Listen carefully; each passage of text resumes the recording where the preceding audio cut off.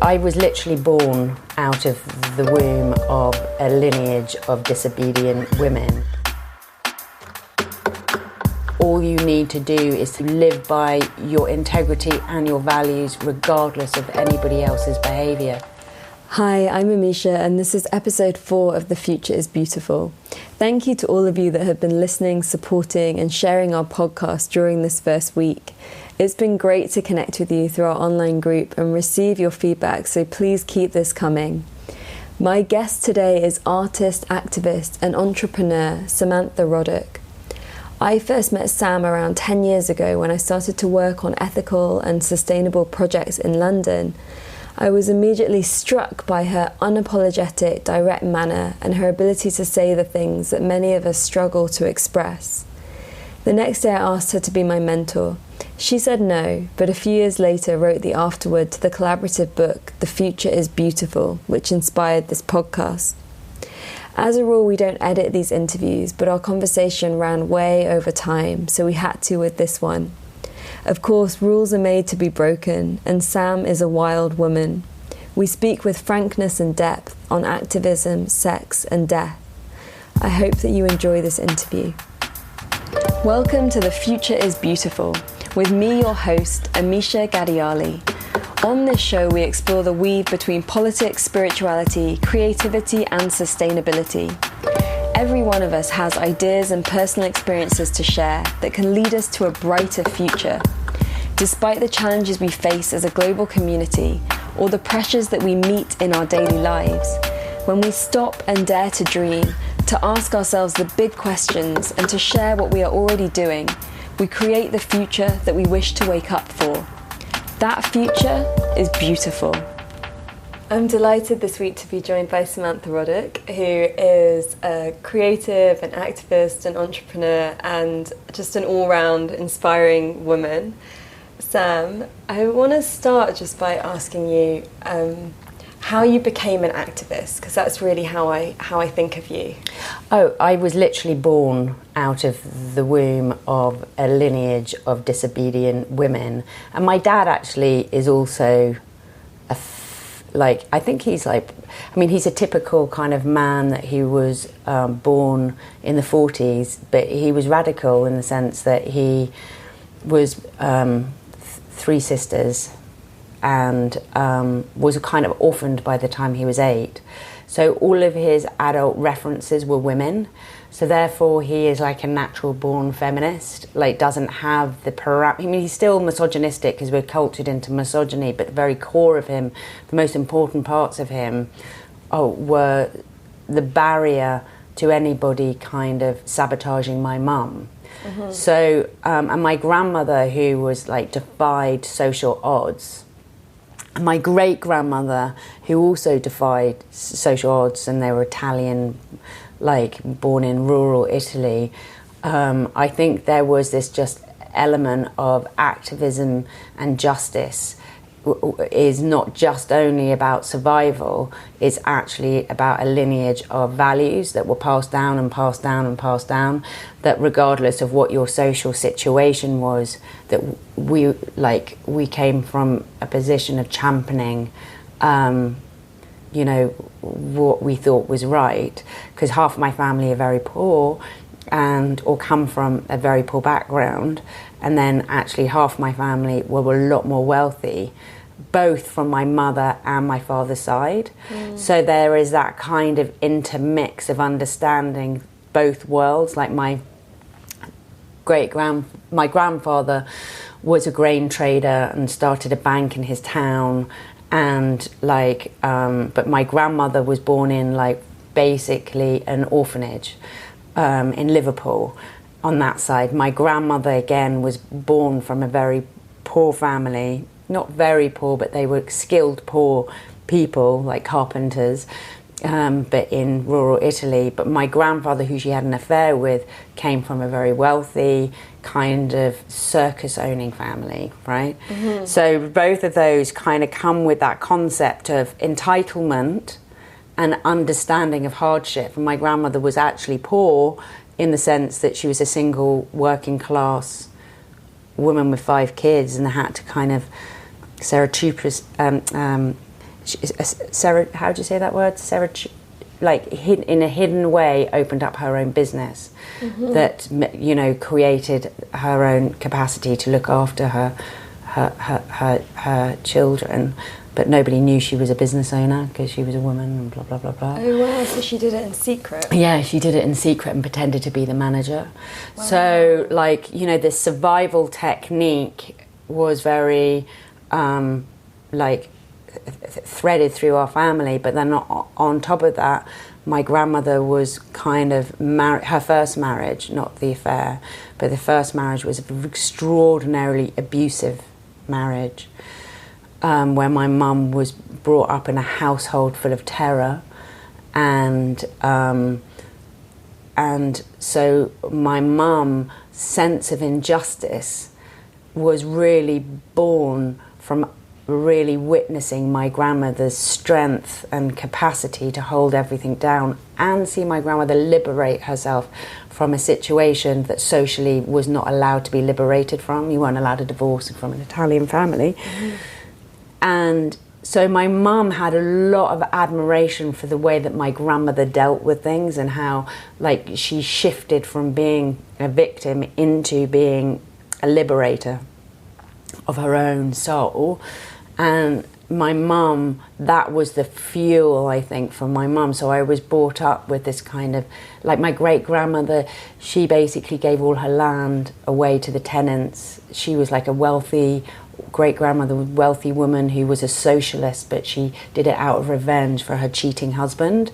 So, like, there was all of these contradictory kind of philosophies that were passed down through both my dad and my mum, but definitely more. My dad came from a different philosophy, which was you have to do the right thing, very kind of Scottish, which was we might not believe the right thing will end up in the right result, but you have to be the right kind of person. Whereas my mum was much more coming from your energy, your intent, your passion, your philosophy can create the world that you believe you want to see, right? So it's like one is kind of cautious, and the other one is, you know, throws caution to the wind and say, just put your soul into something and it will manifest, or you might inspire enough people for it to manifest. So that's the loins I was born from, right? And I think that's in the DNA.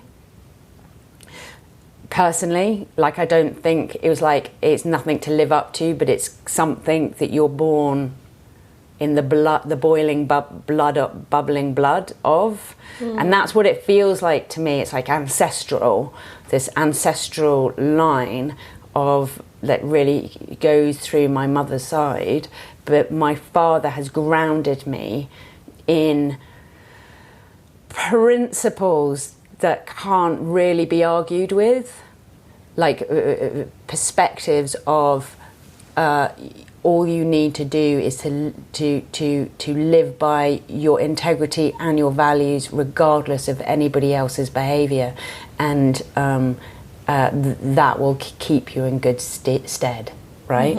Like, whereas my mum is like, we can be a force for positive change. Yeah.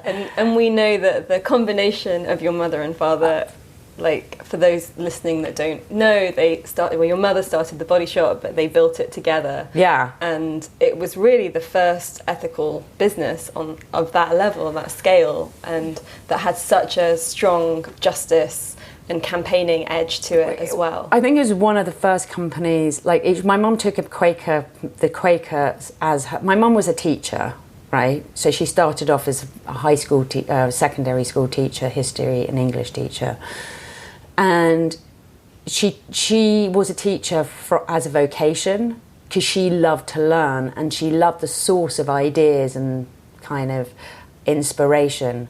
And the very, like, mapping to the source, or deconstructing something into the very essence of what is being communicated and how that made you feel was her vehicle. So when people like talk about my mother, the public, or like people that I've never met before, and said, your mum changed my life, which happens a lot, or I met your mum, and I just have to say, you know, she put me on the course that I have like endless amounts of thanks for.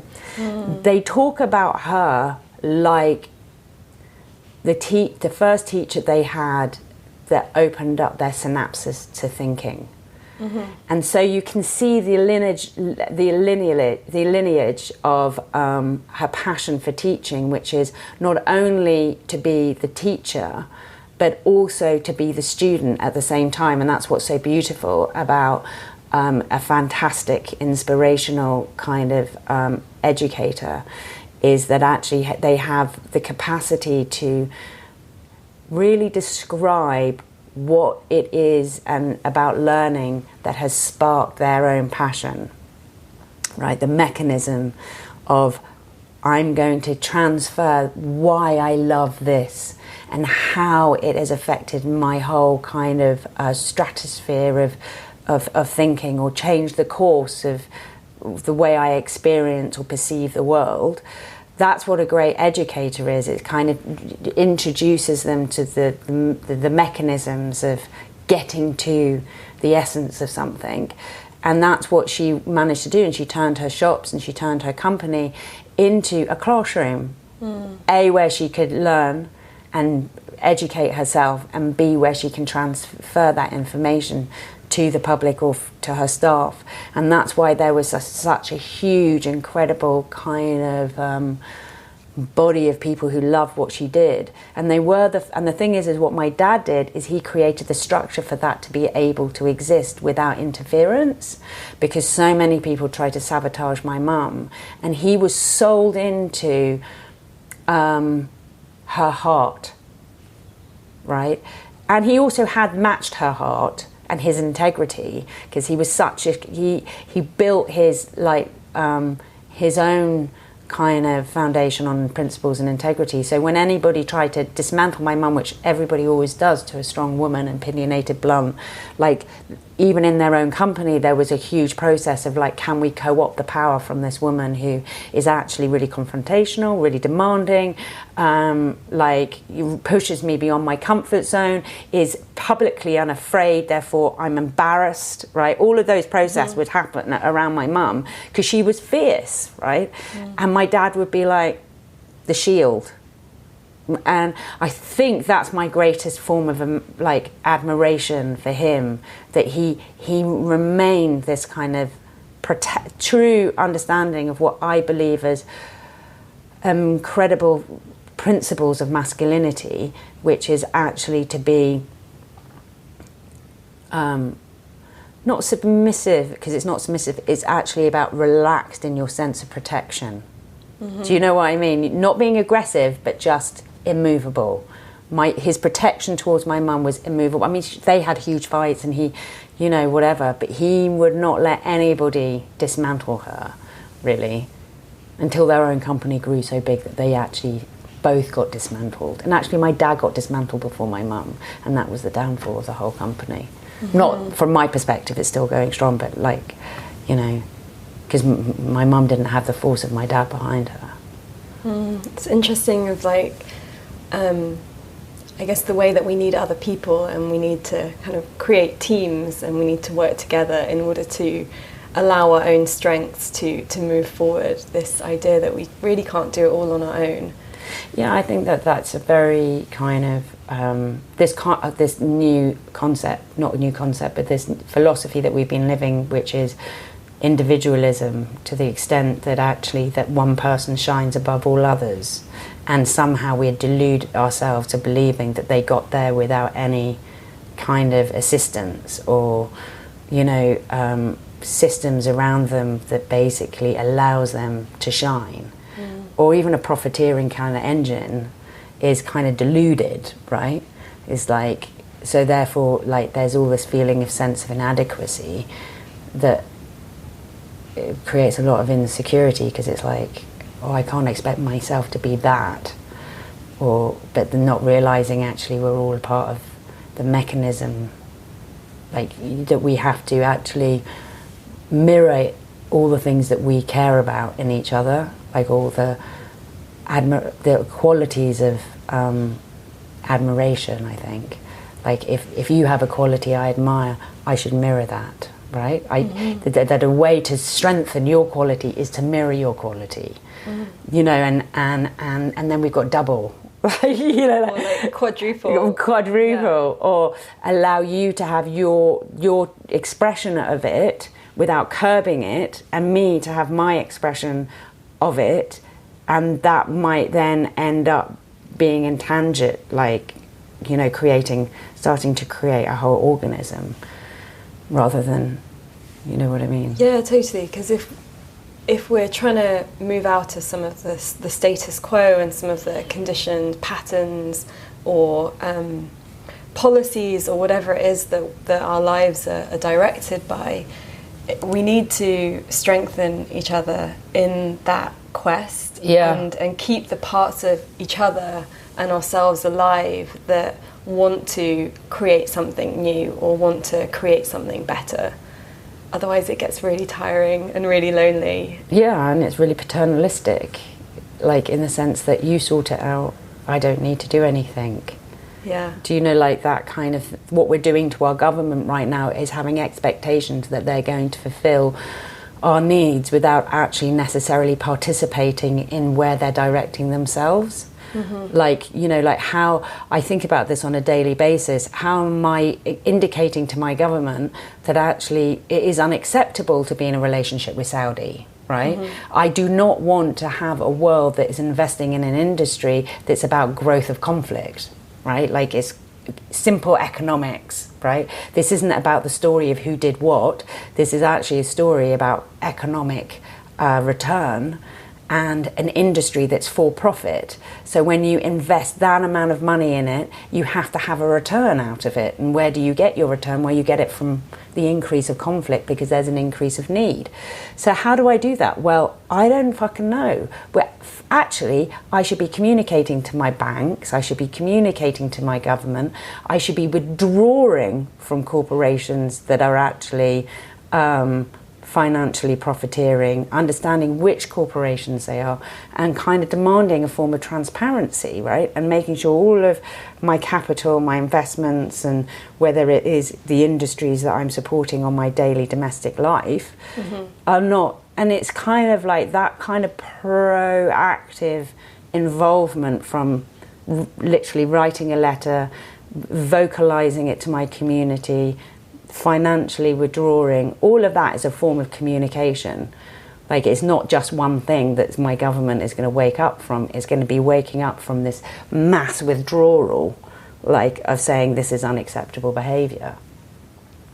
So I find that quite interesting, how even I am so educated within activism, really my default is I want them to fucking take care of it so I can get on and walk in the heath and like go out for dinner with my friends and do the kind of art projects that I want to do.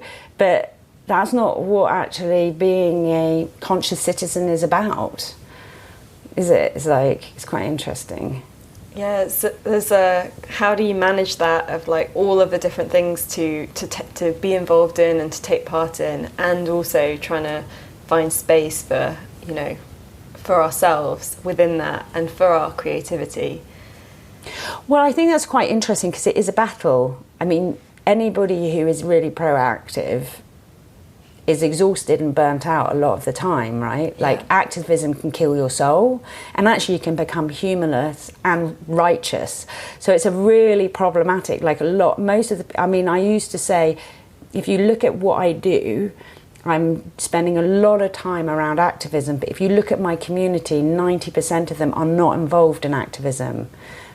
And it's because actually the characters who are involved in NGOs, and they're really friggin' unhappy people because they're carrying a huge burden on their shoulders, and yet they're not getting much return. And then they get really, I think the general feeling would be not indignant, like, I'm doing this for society, what kind of thanks am I getting? It's kind of like, and it's also extraordinarily competitive because it's such a financially competitive kind of industry, right? So everybody's competing to own an issue. So it becomes quite like aggravated and nasty, and the people become really unhappy. So how do you manage to do that and keep a balance? I think that's a really fundamental question. For me, I'm starting to look at it in a completely different way, which is what my dad has taught me, is don't try to solve a problem. Just try to make sure the way you're living your life reflects your values as much as you can. And then shrinking the expectation to what is realistic rather than what is perfectionistic. Because society tends to like look at people who get involved in leftist issues or cares about human rights or are getting involved with wanting to create positive transformation as if you can't be 100% good, then what is it? Why are you even bothering, right? Like, see, you might be vegan, but look at your shoes, right? Like, or what about plastic, right? Like all of that kind of stuff. And it's like, dude, I'm only trying to occupy 65%, and because you can't do 100, right? So it's like, know what is really important to you and just give that all you've got, and then relax a little bit, right? Yeah, totally. You don't take pharmaceuticals, but they're smoking dope, right? Like, do you know what I mean? Like, it's kind of like the contradictions are really always there, like. Yeah, totally. I mean, that, for me, like, I was working in politics and sustainability and on all these campaigns and just ethical fashion, and I was really trying to make a living doing it, which is really challenging as well, because even though you're like campaigning for like workers' rights, you're not really being paid by the organisations that you're working for properly, and this whole thing, and I completely burnt out, and really it brought out quite a bitter side in me, and also, everyone around me was smoking and drinking all the time, not sleeping enough. There was almost like that, well, I stayed up till 3 a.m. because that's how much I care about my project. Yeah. And I just was like, whoa, it almost felt like it wasn't good for my soul, and it also felt like I had unresolved stuff from my ancestry, from my childhood, about my need to, say, be useful, or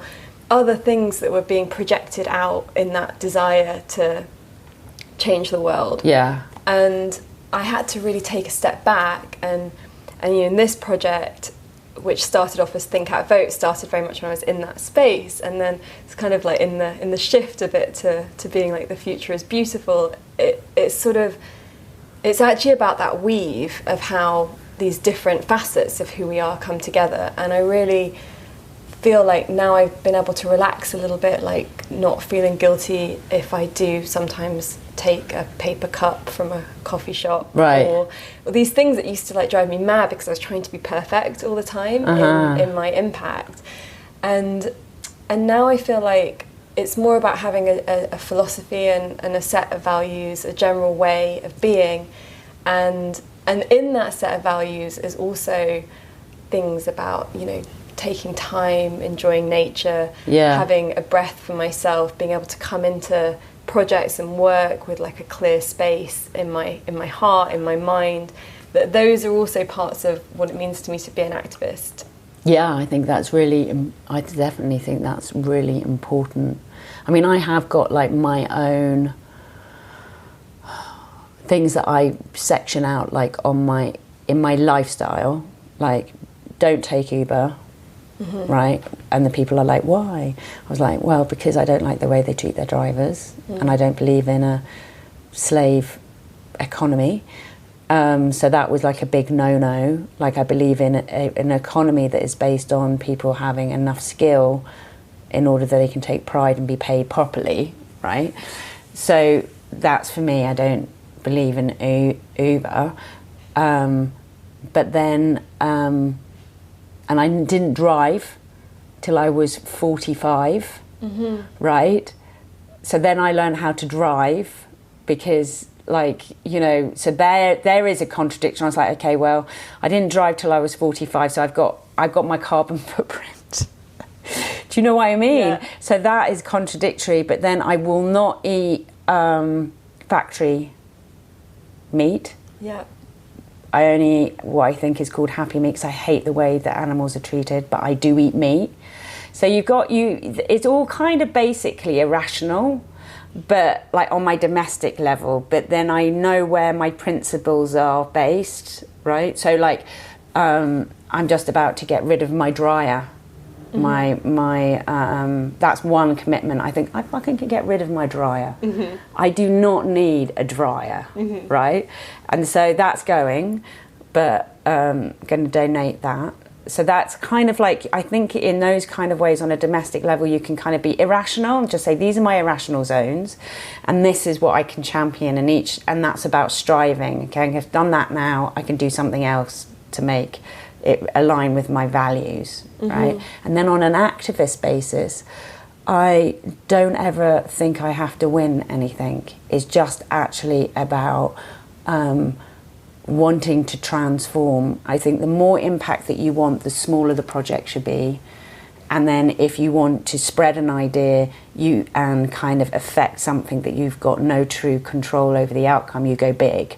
So it's just understanding the method of your madness. Like, you can change one person's life pretty fucking easily, right? Like, pretty easily. You just have to know the access of where their life needs to be changed or what they are wanting, how they're wanting their life to be changed, right? So in where that battle is, you can actually assist and support and shift, or 3 people or 10 people, you can walk people down to the voting ballot and say, hey, like, just try it once, you know, and that's a huge, like, or you can kind of assist somebody in their painful journey by alleviating, raising money for them to pay for like a medical bill or whatever it is. You can change somebody's life, but if you want to change en masse, right, is a much harder dynamic. But what you can do is you can seed ideas for people to kind of know their own methods to madness, like challenge governments, put out ideas that this is not okay, that there's a force, like challenging the systems, or take a longer breath view of like, what law do I need to change on an international basis, which is a really brilliant way to shift kind of dynamic kind of behaviour. But you know, it's all about behaviour change. So half of that behaviour change is personal. Another part of that behaviour is how you're interacting with a bit smaller community. And then it's much more on a global level, right?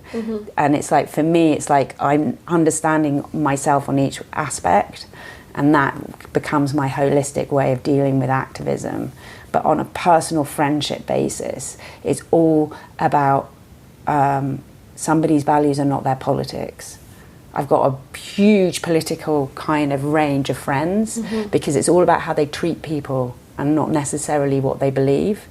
Other than there's some fine friggin' lines, like, you know, like I there's some things I can't politically, I don't find tenable. There's a lot of breadth in that, right? Like, you know, somebody might be conservative, but I might go, fine, whatever, vote for whoever you want. But, you know, how are you treating, you know, the person at the veggie stall or the woman you bump into on the street, right? So that is the difference between values and politics. Yeah, I think politics is deceiving in the sense that it can't determine how you behave. It's tribal. Even like feminism is tribal, but it doesn't mean that you're not a domestic abuser, right? Like a female domestic abuser, right, or a male domestic abuser, if you're like fighting for like human rights, right, or do you know what I mean? Yeah, I guess in a way what we think about as politics are often like intellectual ideas, so, and values are more embodied. It's just who we are, and so sometimes they can feed into each other. Yeah, they can, but it doesn't determine your behaviour. Yeah. You know what I mean? Like, it's like, I think for me, the way I define values is how that they have a direct effect on your behaviour and what you value. So that can be a little bit more abstract, like family, right? I value family as a central point of one of my biggest values, and I value generosity or kindness, right? Those are values that are not necessarily translated into politics.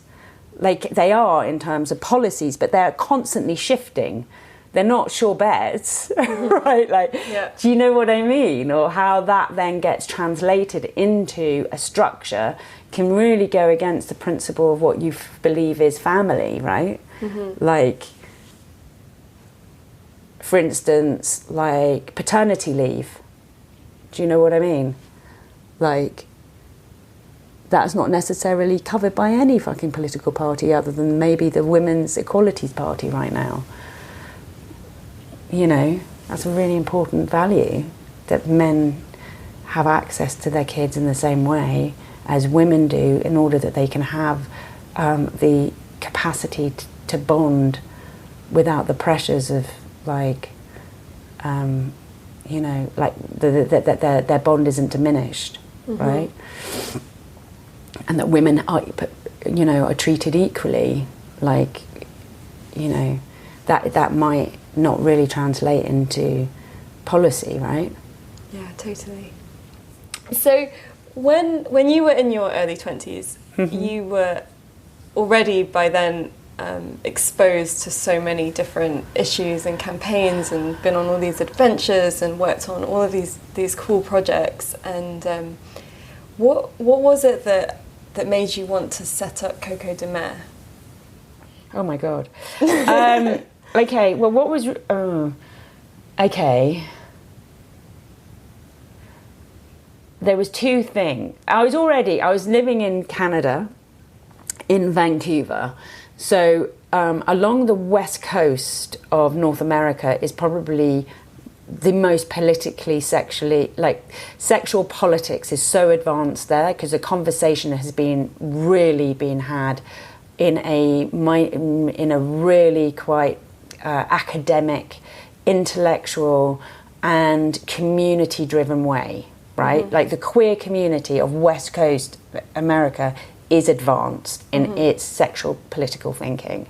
So that I was living there from the age of like 20, on and off, and to get that exposure was like, as a woman, oh my God, because England is just, England is much more kind of, it's more fractured in its thinking and its community, right? When I went to, like, there is much more demarcation and visibility of the queer community, of queer communities in North America when I was like 19. So I came across my first transgender, my first like gender fluid, androgynous, polyamorous communities that were basically all in conversation with each other, right? Like, and so that's where I started to get my education. I was like, holy shit, like, what the fuck? Like, is this all about?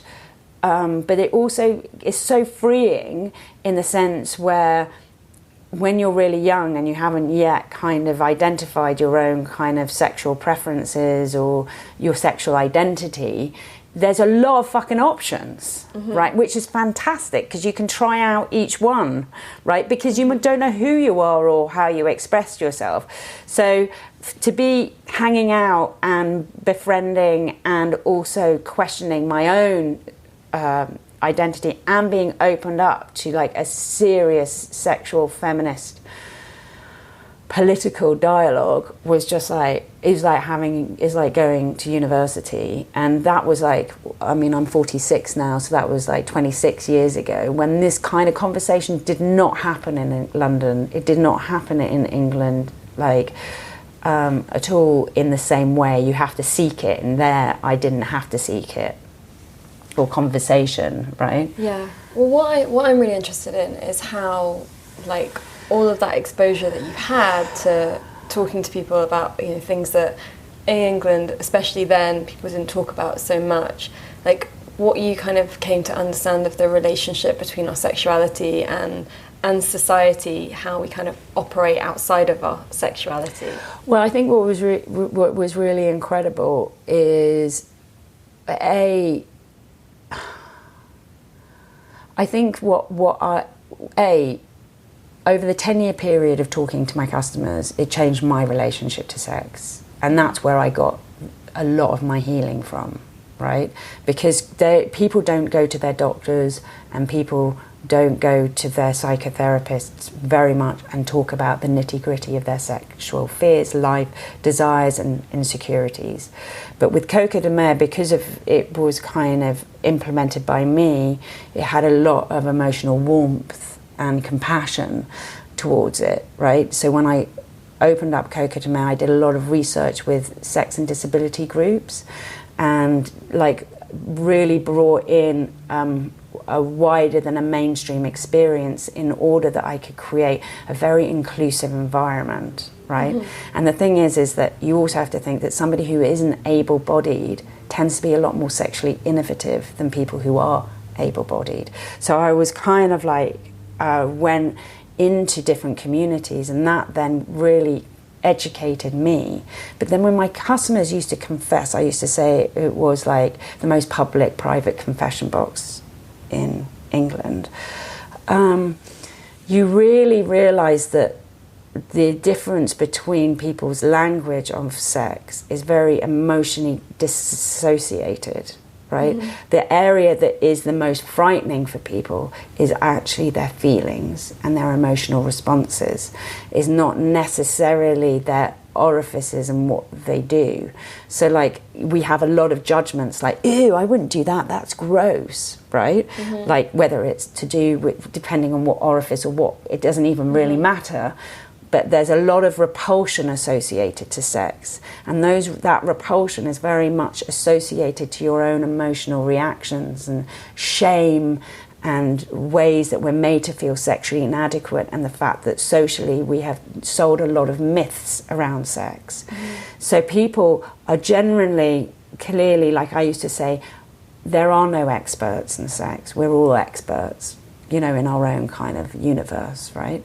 But there are people who embody their bodies a lot more fully, depending on the wounds that they have, like, or where their history of their sexuality or their culture they come from.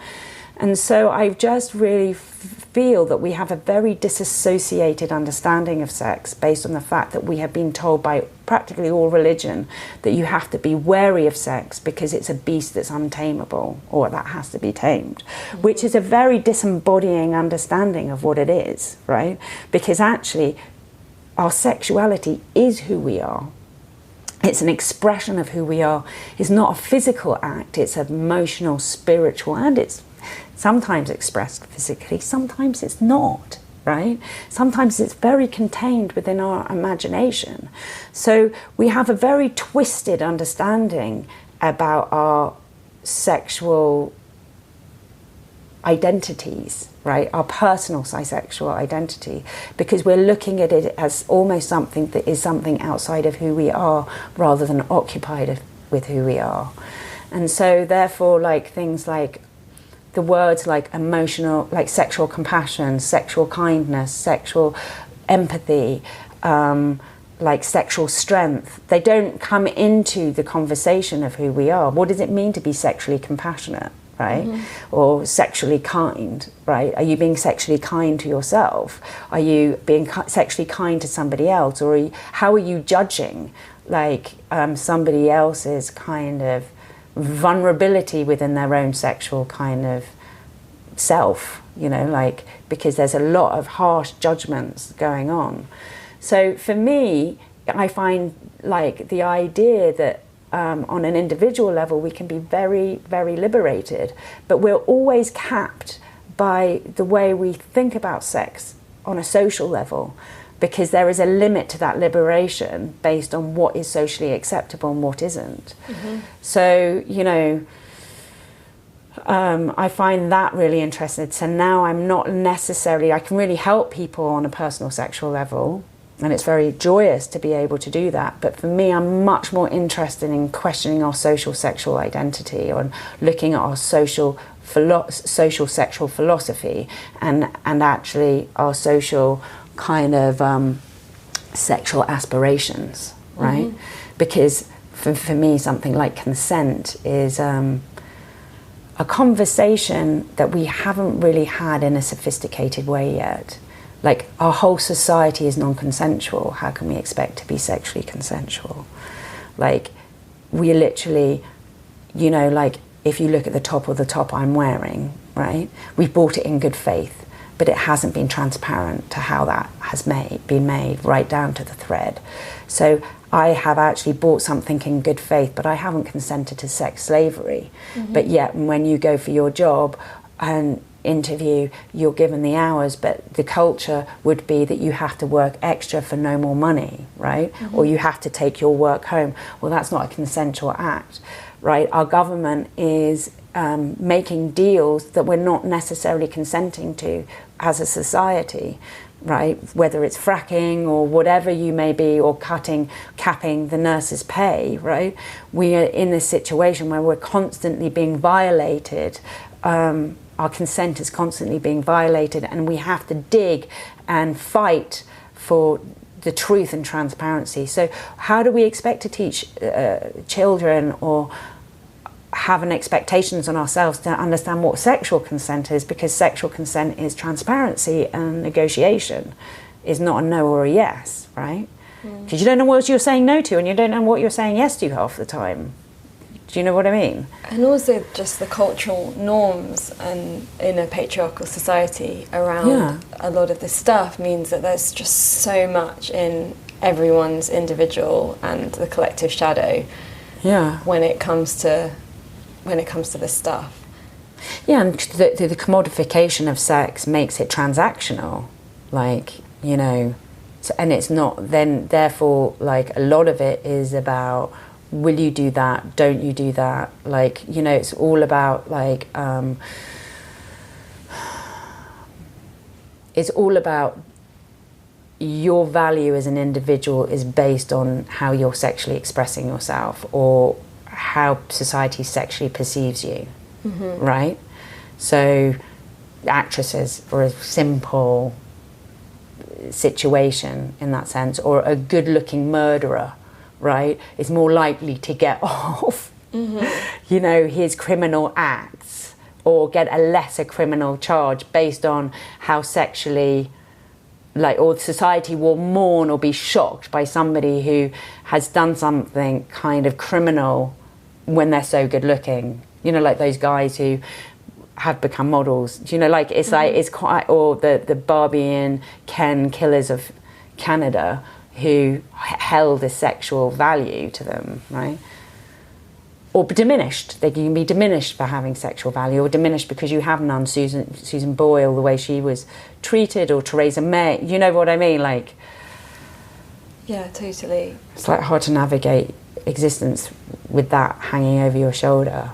Yeah, I mean, even just when I had a more kind of, I don't know, patriarchal understanding of my own sexuality when I was younger, in my teens and my early 20s, and I used to get so much free stuff because I was embodying that. Yeah. And so then you get like, oh, here, have this extra this, or don't you have to pay for that, or and then you're like, oh, this is normal. And then I was like, whoa, like, this, none of this feels right. And to kind of enjoy that flirtation and that free thing also means I'm sort of feeding the beast. Yeah, I'm signing up to this view of myself. Yeah. That is not actually connected to what I understand of the core of who I am and the way that I want to be using that energy. Yeah. In the world and in my life. Yeah. It's interesting, isn't it? Yeah. But then you don't want to kill your sexuality. No. So it's a hard thing to play with, right? You don't want to be so humorless around it that you can't be playful with it. So it's a hard line to knowing when you're selling your sexuality short, like that, to when actually you're becoming overly earnest about it and then killing all your pleasures. Yeah. Do you know what your social lubrication, you know? And so, I mean, it's a journey for sure. And I think that's what is really interesting about sex and sexuality. I really hope you're going to edit this because I'm going on and on. But like, what I think is really, really interesting, it is really indicative on how healthy you are as a person. So, but the other key to it is your journey of really exploring your sexuality can be a key to self-discovery. So while it can reflect the wound, it can actually also be a key to really unlocking who you are in a very empowered and positive way. It's just that 99% of people that I've met in the sex industry are wounded. Mm-hmm. Now, some of those people who work in the sex industry, including myself, like as a whatever, are looking at it as a way to navigate your healing, right? And the other half of it is aggravating its wound. So it's like having to figure out what is healthy for you as an individual, because it's not always healthy for somebody else, and what is actually exasperating the wound. Mm-hmm. You know. It's really interesting. Like, I've met like a friend of mine who was actually a sex slave, and she was captured from, but where she wasn't captured, she was manipulated from Moldova as a young teenager. Was told that she could basically go over to England to work, and then she like transformed through this like treacherous journey, came to London as a sex slave. Well, like came to London and was like transformed into a sex slave. And then she got busted by the police, like in Soho, and then basically shipped back in her hooker's wares, kept in the deportation centre for 3 months in her hooker's clothes, right? Had to, at night, wash her one pair of knickers and keep it from being nicked, because nobody had anything, mm-hmm. and then was transported back to her family, who had no idea what had happened to her, in her hooker's wares, and dumped on their doorstep. The shame of having to face her community. But a part of her healing process, this is not my words or my presumption, this is her words, was actually to go back into Europe as a self-employed prostitute and earn a load of money, bought like Chanel and Louboutin and like Gucci, because she was earning shitloads of money, right? Mm-hmm. And then through that process, she was like, got busted again, and then she took her traffickers to court because she had built up her confidence, right? And now she's like working as a lawyer because she got the help that she needed.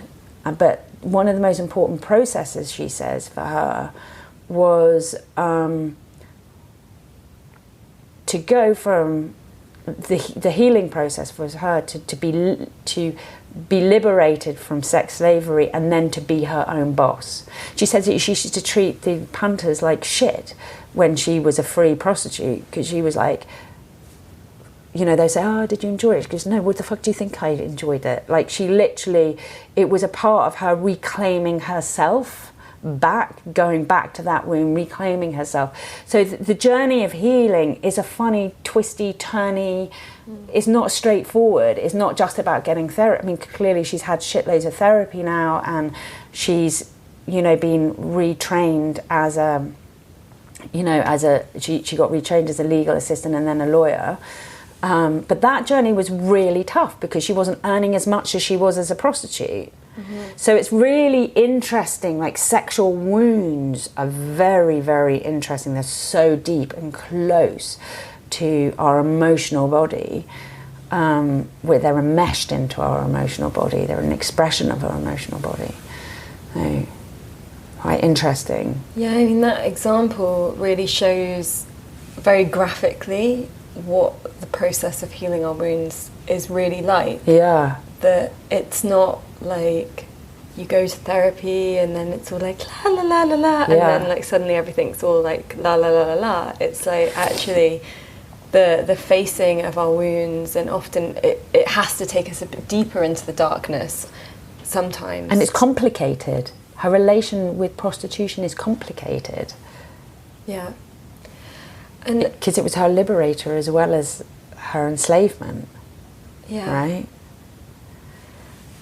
I on some level we're all kind of enslaved a little bit through a lot through our sexuality and in the society that we live in.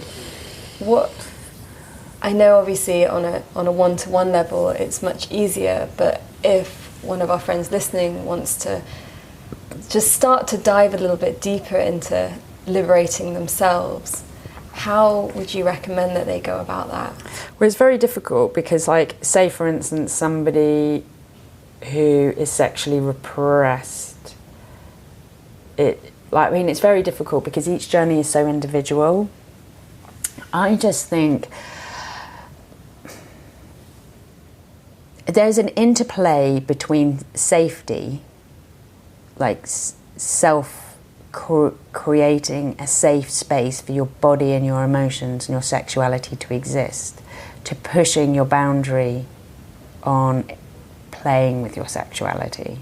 So there's that interaction between making sure you're emotionally safe to also understanding that if you don't push yourself, then you are going to always remain stuck. So it's a kind of like, these are determinations that I can't determine, right? And there are methods that I can't but I love the Gnostics. Like, I'm a real believer in the Gnostics. And they always say, everything that we need to know is contained within us, and all you have to do to reveal it is to knock on the door of the self, right? So it is like, what I found out with Coco De Mer is whenever there was a revulsion, there was also an attraction. So you've got to be curious about the things that you find revolting. And I'm not talking about non-consensual sex, because they're like, meaning that a power play within sex should always be consensual, right? So that's where sexual safety comes in, right? Like, it's not like but I'm just talking about your body, right? Like, if we keep it personally, if there's a part of your body you find revolting, maybe that should be explored.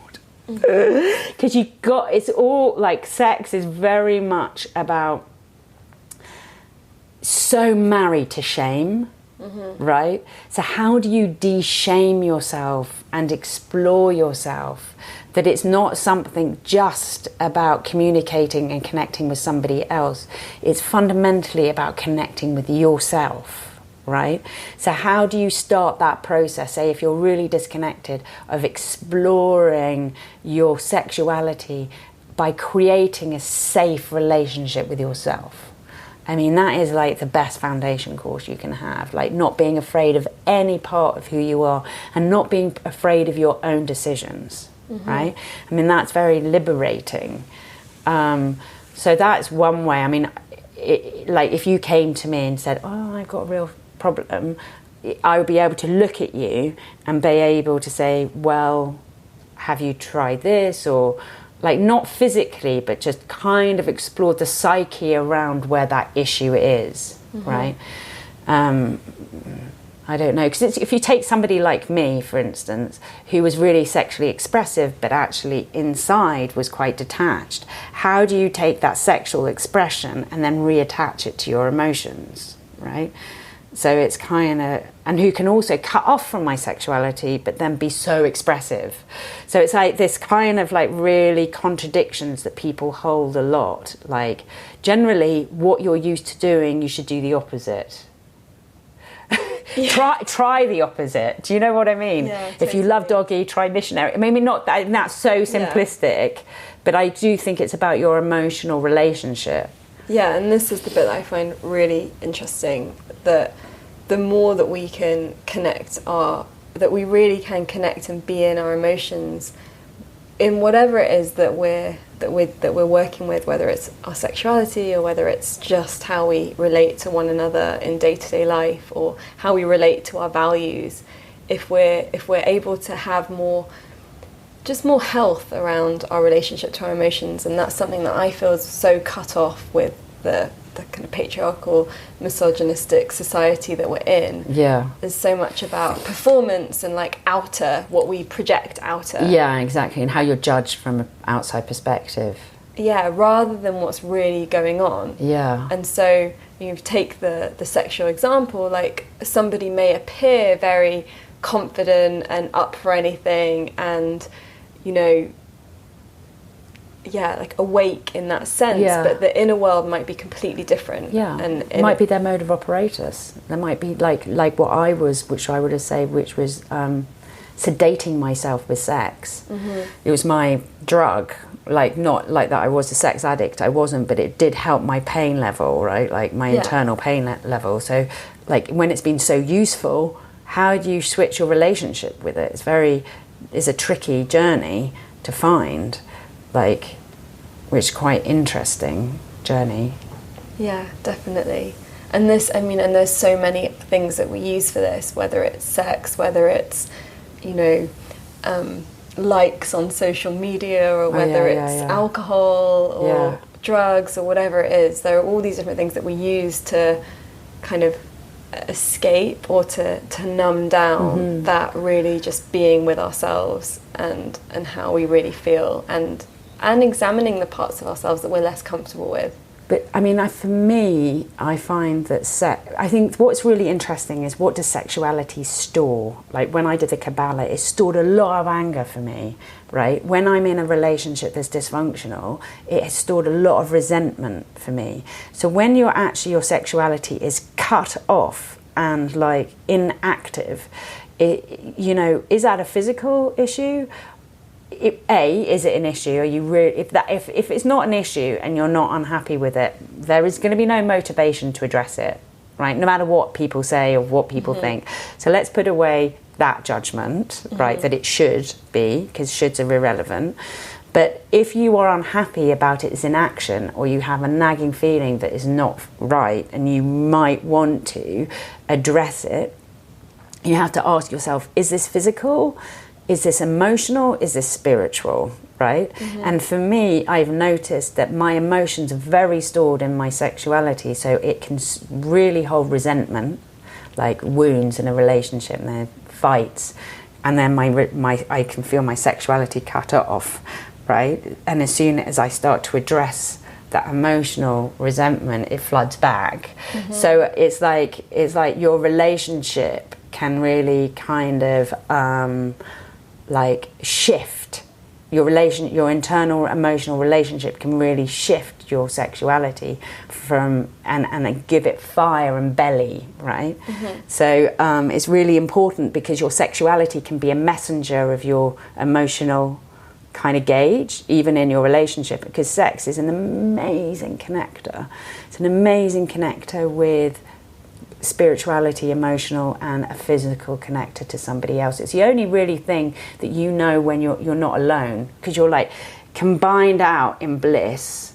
Well, this is a goal anyway. And the world is blanked out, and there you are in this rhythmic kind of like energetic merge of like a ball of energy that culminates into something that kind of knocks you out, right? It's like boom, like when it relaxes everything, doesn't it? And it's so good for your health. It's a painkiller, it's an emotional antidepressant. It actually has been proven to make people live longer, and is an aid against dementia. Like, there are all of these amazing studies to basically kind of support its value. And yet we're constantly diminishing its value. So I think anyway, that's interesting. And the more of us that are tapped into that value and have that value of experience with our sexuality, then that also shifts perspective in society and the way that we relate to each other outside of the bedroom or wherever it is. Yeah. So interesting. I want to go on to another taboo topic. Okay. We are here, the curly-haired women, cursing a lot. This is going to be an explicit episode. Okay. Oh God. Oh yeah. No, it's fine. But so another topic that we don't talk about very much in society, or we don't really have very healthy conversations with, is death. And I have quite a close relationship with death myself now, is the 10-year anniversary of an accident where one of my close friends died in front of me, and we'd spent the whole weekend together, and everything kind of leading up to that moment of when she got hit by this car was very much a combined, combined kind of effort. And I was 24 at the time, and I had to not just confront death as in she was gone, Julia Thompson, beautiful, beautiful soul, but that also my own part to play in it. So for me it was a big process of guilt, and the grieving was a long, deep process. And I freaked most people in my life out during that time because I just wanted to talk about it, and I wanted to go deep with it, and I wanted to really understand what it meant as much as I could. And one thing that I really found was that a lot of people in my life, and bearing in mind we were young, but that it was just difficult to confront, and that there's sort of the grieving that happens in, the memorial and the funeral, and we can all get drunk and have a little cry, and then it's like done, and then you don't talk about that person again, really. And I have, in my own journey with my relationship with Jules, who has been, so strong, and she's been one of my biggest teachers over the last 10 years, and before that when she was alive. But I almost felt like I couldn't share that, or I couldn't talk about it because it made people uncomfortable, or that almost like it wasn't my right to, or something. And in that process I went on I read a lot of books around grief and death and how it's viewed in different cultures, and I was in India, and I was asking everyone that I met where people are more open to talking about death, what it means. And I came to find the beauty in the experience as much as you can, as much as I could, and I kind of try and uphold the beauty of that initiation, if you like, in my everyday life. And I want to talk about death with you because I know you're someone else that's also had a lot of death in your life, and I really want to honour the dead more. Yeah. And I want that to be an accepted part of life. And, so we have a friend, mutual friend, Gareth Huntley, who died a few years ago now. And it's like, I still miss him, and we went to university together, and he was probably the biggest supporter from I studied politics, so one of the main people from university that stayed with me, like where I went after university, which is quite different to everyone else. And he was always there, always supportive. And it's like, as we're talking about him, I almost feel like he's here. He would love the fact that you and I were spending time together in this way, and he would definitely want to be a part of it. Yeah, definitely. And so there's this thing of how difficult it can be to talk positively and to involve those that have died in our everyday life still, and also to deal with our grief. I think grieving is the biggest taboo, because I think the dead are not as, depending on how people die, once there's been time, people are willing to hear the story of somebody who is no longer alive. But then I think there is more of a denial of the process of grief, like the process of the dying or the newly dead. I think that's a lot, for me, that has been a lot more kind of noticeable. I think the thing is then nobody teaches you about the process of grief. And even though it's kind of unteachable, in that kind of sense, there are certain things that you go through that are you can explain equally like you can giving birth and becoming a mother, right? That process is it's I felt like when I was pregnant and giving birth and became a new mother, it was death was an inverted version of that. There was a gestation, there was an element of embryonic kind of like you were surrounded by a membrane of shock, right? And when you're pregnant, you have to go through this this membrane of body shock, in the sense, because your body is like, organs are coming up to your, your liver is coming up to where your lungs are, like you're being pumped with drugs, so you kind of lose your intelligence, right? You lose your logic, you forget your key, everything, because you're actually so pumped up with oxytocin and all the hormones that allow your organs to move, and that for you not to feel pain, right? But when you're in grief, you go through the same thing, but that's because you cannot feel the pain of grief the whole time. So you go through this kind of wave of grief where, like, you can go through elation and then agony and then numbed, like not being able to feel anything, like out of body kind of experience, back to pain, back to elation, back to I think I'm fine, back to, and it's like these like ripples and biorhythms that you're traveling on when you're going through grief. And that is actually pre-warnable about, like they're saying, look, if you avoid the pain, it will come later, right? Because that's so true. There is no logic to how this will happen, but you will feel a physical process of grief, and this is how it can occur. And there are certain things, and I'm not quite sure if you've experienced it, for instance, you become really clear-headed about who you like and who you don't. I mean, I don't know if you felt that, not who you dislike, but who is actually superfluous in your life and does not serve your life well, right? And it's very interesting because it might not be the people that you think, but there is an element of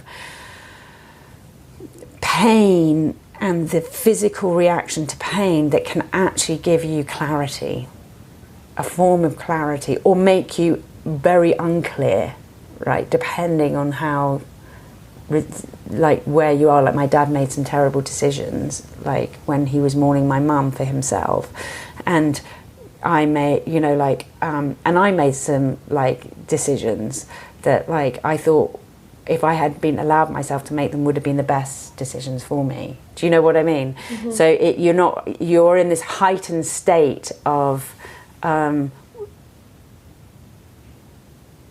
having a clarity of where your life could go or couldn't go. You could change everything in the process of grief.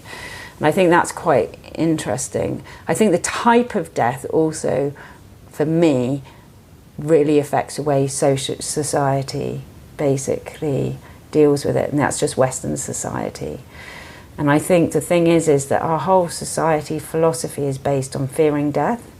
So, and everything is driven towards the fear of death. That's why we're so apocalyptic. We really, really have invested a lot of belief in an apocalyptic reality, whereas we don't believe that we can, on a social level, we're less likely to collectively believe we can create utopia, right?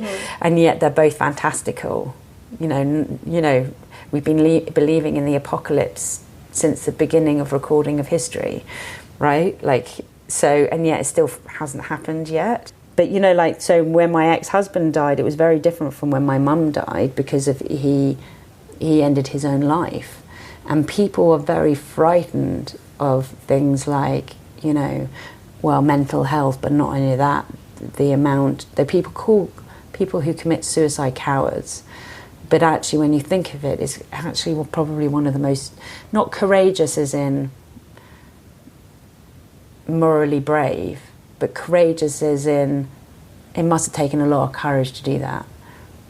As in the willpower. It's not easy to kill yourself, right? It's not easy to end a life, and you have to face everything that is being socially set up to fear, the abyss, the unknown, hell, or whatever you believe in. It's generally thought of as a try to avoid it as much as you can destination. So I find it very interesting people think of people who choose to end their lives as cowards, because from my perspective it's not admirable, and it's definitely not a wanted choice is definitely one that inflicts a lot of pain, a lot of confusion and darkness, and there are massive consequences to it in the most negative sense, but yet actually it is a very strong act, right? So when he died, everybody dissipated and left, and the same, but when Gareth, I found, when he went missing, it really showed such an able community of people who basically flung their incredible amount of skills together to like flush out what happened to him. And it happened extraordinarily quickly and in a way that gave me such a faith in humanity, to the fact there were so many people who were just putting, whether or not you believed in the method that they were doing it was totally irrelevant, but the energy and the desire to find him was so profound that it was almost like nothing could stop us finding him, even though the result of his body coming out was not what we wanted, right? We wanted him alive, we wanted to find him in the jungle, but everybody participated in doing that, right? And everybody kind of, there was a huge amount of energetics that went into kind of resolving a story that a community people weren't willing to let go. But when he then died, then when we discovered he died, it was so amazing how it all fell apart so quickly. Did you find that? I don't know if you found that. Yeah, it just kind of stopped. Yeah. People backed out massively, and then they got kind of very judgmental about whether an inquest or not inquest. And do you remember? Yeah. And it was, it became fraught, didn't it? From being united to being kind of fractured and fraught, and dealing with the grief in that process became very painful because there was no comfort. I don't know if that's, like, how do you process the comfort of somebody potentially murdered or an accident you just can't explain because there's mysteries wrapped in it. It's extraordinarily painful. So I found that really interesting, witnessing that kind of process. And I think for me and my daughter, you know, like, I've learned really quickly, like, my grandmother died before my mum did, and then my ex-husband died, and then Gareth died. But when my grandmother died, it was just so simple. Everybody's like, yay, she's 93, what an amazing woman. Told all the funny stories, her filthy jokes, like everything came out. And it was just, my mum got her ashes, put them in fireworks. We were going to do this fireworks celebration. And then my mum died 5 months later. Wow. Sudden death, 64. And literally the nation went into mourning, right? But there was a motivating kind of element attached to her death, which was everybody was taking up the beacon of light of my mum's inspiration and kind of going, we've got to get off our asses and do something. So in her name, so much happened. Like, so much was instigated. Like, people set up campaigns, people kind of raised amount of money, people won court cases, people dedicated university buildings, people did their own memorials in the name of, like, Amnesty took up Amnesty took up the Angola 3 in my mum's name. The Body Shop took up sex slavery in my mum's name as a campaign. Like, it just went global. Do you know what I mean? Like every country did their own tribute, and it was a tribute as an act of activism. And it was like, holy moly, and it went on for years, right? And it's still kind of going on, right? But then when my ex-husband died, silence. Like, it was like nobody they came for the funeral and nothing. And it was like being left in this echo chamber of social darkness. And it was really, really interesting. I immediately kind of thought with my daughter, I can't cope, she can't go to school. Like, nobody understands the degree of what kind of grief she's going through. I'm taking her out of school, and I asked my friend, who's an anthropologist, to help us set a trip up where we could acknowledge what happened to her dad. And then she set up this pilgrimage in Nepal and Bhutan. And in that pilgrimage, we took his ashes. And through that 4-month pilgrimage, we basically every day had to confront his death with some form of ritual, or kind of going to a priest or doing something in his honor. And it was really, really profound, but it was really familiarizing us with his end, because we had to tell the journey of how he died each time to these different Rinpoches. And neither one of me and my daughter are religious. So my daughter had never even been to church before. And suddenly she's placed in this environment where we got her dad's ashes, and we're kind of taking counsel, like, to people who would listen, right? And they were like, the Buddhist perspective on death is so helpful, because it's so normal, and they have such an intrinsic method on dealing with it. Like, it's a structure almost on how to deal with it. Like, and I think in that sense, it holds you through the process by having a method to the madness, and gives you some grounding and understanding that actually this is a living relationship, regardless if that person's there or not. And they do that by, like, setting a place at the dinner table each night for 3 months. And you basically, during the dinner process, you can talk to that person like it's alive and tell them everything, right? And that process of, like, lighting a candle, telling the story, taking counsel, doing these rituals, helped me understand what I didn't understand with my mum, which is this is a transition, not an end. Do you know what I mean? You're actually birthing your relationship to that person into a new form, because your relationship never ceases. And I think that was probably the most single-handedly transformative thing that I had learned. And it doesn't then make you fear or struggle against it so much, because you realise that your relationship will continue to grow, and you will start to understand different aspects of them that you might not have had been exposed to if they had alive, because you're in an active dynamic response to them. So now you're not in active dynamic response, you get to see them from distance, but through that distance you get to see what parts of you are connected to them, and where they had really directly influenced, and what aspects of your love really extends to them. And then that becomes like this kind of highway of relationship. That's the way I kind of explain it. And it's quite profound, and it's very true.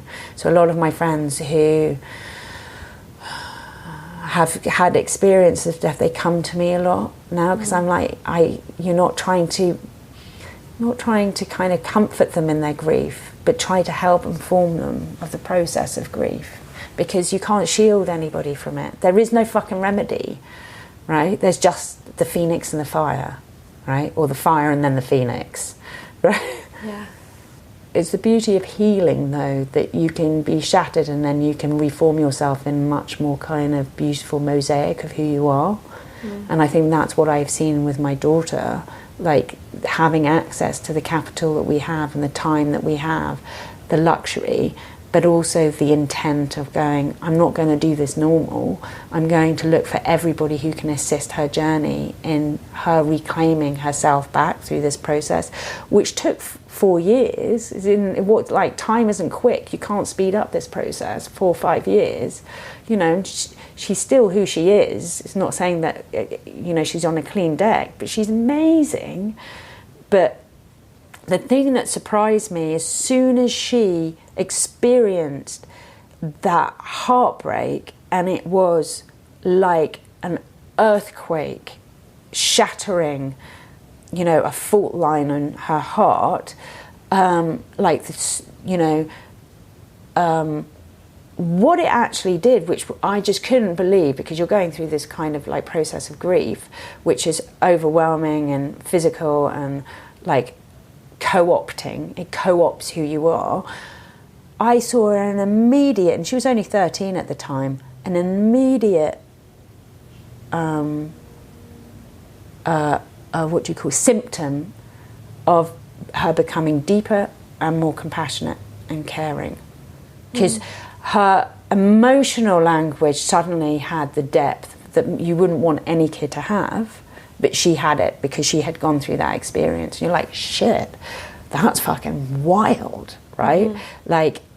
Like to see your own kid transform in front of your eyes, both by being shattered, but also this, a positive side effect of this. And it's like, okay, how can we maintain this and heal this, right? Like, we want her to maintain her compassion by acknowledging her pain, by validating her anger, by, you know, all those things, and how you see somebody when they go through tragedy, what their needs are, which is, yeah, you have a right to be angry. Yeah, you can feel the pain. Like, it is your right to feel the pain.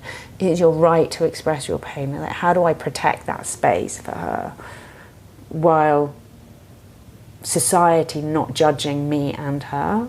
Because society is so judgmental about this stuff. Oh, you should be sending her to school. Oh, you should do this, or you should do that. I think the best way to cope is, like, you're like, fuck off. I don't know what to do, and I really don't need you to tell me. But you know what I mean? You want to feel it. Yeah. Like, you know, follow the inner guidance of how to deal with it. How to deal with it. But particularly when kids are involved, right? Yeah. I mean, British society doesn't really want to be bothered by it, so they don't want to carry the burden of your own grief, so that's why we removed ourselves. But then, you know, seeing who she is now, I'm a huge believer in therapy. It's changed both of our lives. B, I definitely believe in energetic help, like, because we got some pretty weird therapies, and actually they really were amazing. Like, you know, they changed. Like, when you're like so smothered by darkness and somebody comes along and does something, well, you think, really? You really think this is going to help? And then it does. You're like, oh, okay, that's weird, but I'll just accept that, right? Yeah, totally. I mean, I've had to go on a journey from finding all that stuff completely nuts to doing it. Yeah. And there's a part of my ego that would prefer that I didn't, that still thinks it's weird, but there's something bigger that feels such a shift on such a deep, profound level that you just have to. It alleviates. Yeah. How do you explain that? Yeah, you can't. I think that's the thing. It's like we need to just open up our curiosity more. To not having to explain everything, to not having to rationalise everything, but to just be curious. Yeah, that's a great quality. Yeah, there's something that I guess as women, and sometimes we can create community where we can process things together, and where there's, even though there's still a lot of judgment around crying or anger or all of these things, I feel like sometimes as women we just go for it anyway. Like, there's no stopping it. And it's interesting that you know, a lot of the statistics around suicide are that it's heavily weighted on men. And I imagine that you've looked into that, and given all that you've been through, why do you feel that is? What is it that men don't get that? Well, I think it's a product of misogyny. I think it's like, you know, the thing is about misogyny, it's not really gender, it's actually about cultural perception. Like, it's not an inherent thing, right? Like, it's not, so it's actually illogical, like, in the sense of, why would we think an emotion is unvalid? There's no validity into crying, whereas we validated anger more. or we've validated male anger as powerful and female grief as hysterical. Like, you know what I mean? Mm. So within that process, like, you know, I think the thing is when you look at little boys, having a little girl, and seeing all my friends with little boys, they're so much more sensitive than girls. Like, girls are really strategic, very communicative, highly intelligent. Like, they are literally figuring out social systems all the time, and they're maneuvering within that social system to really kind of figure out where they can place themselves and how to get what they need out of a situation. And so their processing is very intellectual, like, and super clever. Like, they're more, they tend to talk quick, like before, tend to walk before. They're literally like out there kind of engaging with life with a lot more degree of independence, right? This is just like on a basis. And you look at boys and they tend to stick with their mothers a lot more. They tend to be very, very emotional. They tend to deal with their conflicts quite emotionally simply. They tend to not be as communicative, like in that sense, but they tend to need a lot more protection. And you think, how did we bully boys out of being that form of their own masculinity, right? Mm-hmm. Which is holding a lot more emotional sensitivity, and which makes sense, because if they're being bullied out of it, what they end up being is a hell of a lot more insecure, and then inflicting that insecurity on society. It kind of makes sense. And then we bully women out of being strategically brilliant. Like, you know, if you look at the history of female warriors, like globally, like go back throughout the history and look at the different, from Samurai, the one Samurai warrior, to Arabic warriors, to Amazonian warriors, to like European warriors, they were all brilliant at strategy of war, right? And you just were like, well, somehow they leaked through, right? Mm-hmm. Like, and yet we're called irrational, illogical, over emotional. All of we're both on both sides being sold lies about the principles of femininity and the principles of masculinity. And so you understand that if we're so disenfranchised from ourselves, the same is about men. They are equally disenfranchised. This system does not work for anybody. So them having to uphold the financial responsibility, them being told that they're not allowed to have an emotional landscape, them being pinned down with a unrelatable kind of mask has to be equally isolating, but yet their expectations are a hell of a lot more because we've already failed, right? We just have to break through failure because we've already been given the key of failure, right? Which is a bit of a get-out clause on one hand, is unjust, but the pressure to perform isn't the same. We have to break through harder barriers to be able to get our justice, but men really, as a failure to society, have to fall harder, right? Mm-hmm. So it's kind of like, I'm not saying one is better than the other, but there are consequences to both. Yeah. And I think that's how I kind of explain it in my head. Yeah. Does that make sense? Yeah, totally. And for me, it's like really vivid, like thinking about what young boys are like. I know. And then comparing it to what they're made into. Yeah, what the general expectation is of a man in today's world. Yeah, you've got to like football. You can't be a ballet dancer. Why the fuck not? Yeah. Like... Totally. But then all these other things that we're talking about, and whether it's like Trump and the misogyny and all of this kind of stuff, it all stems from these things that aren't really allowed to be fully expressed and felt and understood. Yeah, and who are you underneath that?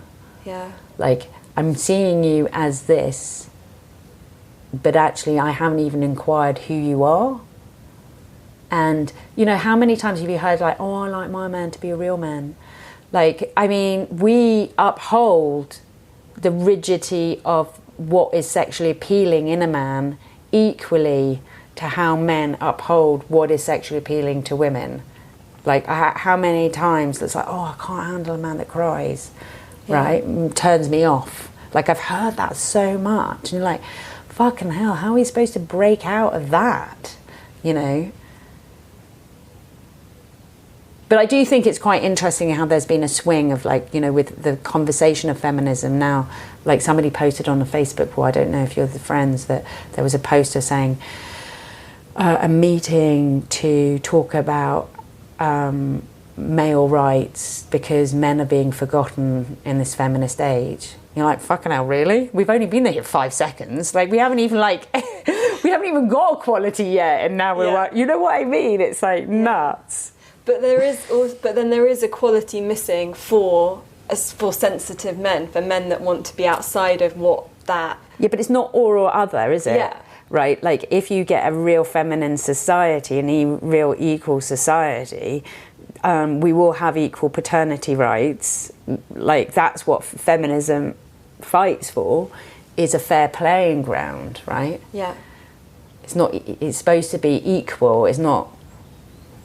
Yeah, but it is worrying that we take on the masculine principles to get there. That's the thing. Yeah, or we think that the equality is having what they have rather than downgrading what they have. Right. Do you know what I mean? Like, let's downgrade it a bit. Yeah. Cut the week load, work week down. Yeah, and let's actually, if we're trying to create a more feminine society, then we're actually trying to create something very different to what we've got. We're not trying to just sort of turn something down and something up a bit. Yeah. It's a completely different structure. But did you see what they did in, I think it was Tobago, when they turned off the internet? No, I didn't. For a week to stop like revolutionary youth from rising. Uh-huh. And they were like, so the government went switched off and everybody was looking at their phone going, oh, my phone's not working. And then after like a day, they realised the whole of the internet had been shut down, so nobody could do any banking, all internet businesses stopped. Like, do you think about what the mechanism of shutting down the internet was? But then you think, well, can't you just do that on Sunday and Wednesdays? The effect on society would be so incredible. Like, why don't we downgrade like this overachieving thing and pull in a bit more of feminine, let's just do nothing for 2 days like we used to. The weekend was the weekend, but everything's so functional now. Like, you know, anyway, I thought that was quite interesting. Yeah, no, totally. Wow. I mean, it had an adverse effect and it didn't achieve what the government wanted to do because everybody started talking, conversing, hanging out, like staying at home. Like there was a lot more it did have the sedation element of the internet had been cut off. So what happened with the internet is as soon as people get cut off the internet, they engage more. So it had a reverse effect that the government wanted. Yeah. So I thought that was also really interesting because everybody's either on Facebook, you know, like there is a... But it created more community. Yeah. And probably more uprising. Yeah, more like... that power was united. Yeah. In person. Yeah. That's what they said. I read a really little article about it. I'm just thinking, wow, if we could just have a day or 2 days a week without the internet. I know. It'd be so With banks closed, didn't wonderful. They closed on Sundays, half-day Saturdays and half-day Wednesdays when I was growing up. Mm-hmm. And shops shut on half-day Wednesdays because of the economy was so bad that they cut down the work week. Mm. Bring back... Yeah. Like what would it be then? A 6. It would be a 5-day work week, but we should really just do a 4-day or 3-day work week, 3.5-day work week, 4-day work week.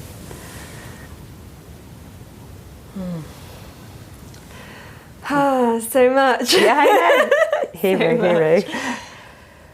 I am really excited about the film that you're making. Oh God. And I know we can't talk about that much, but I just want to share with everyone listening that I'll share the link as soon as we have it. Okay. And that, like a really beautiful example of creativity and activism and how all these different elements come together. So yeah, good luck with that. Thank you, Sam. Such a pleasure to talk to you. My pleasure. Thank you. Thank you for listening. As always, you can find links to everything we mentioned in this episode, download our book, and discover so much more over on the blog.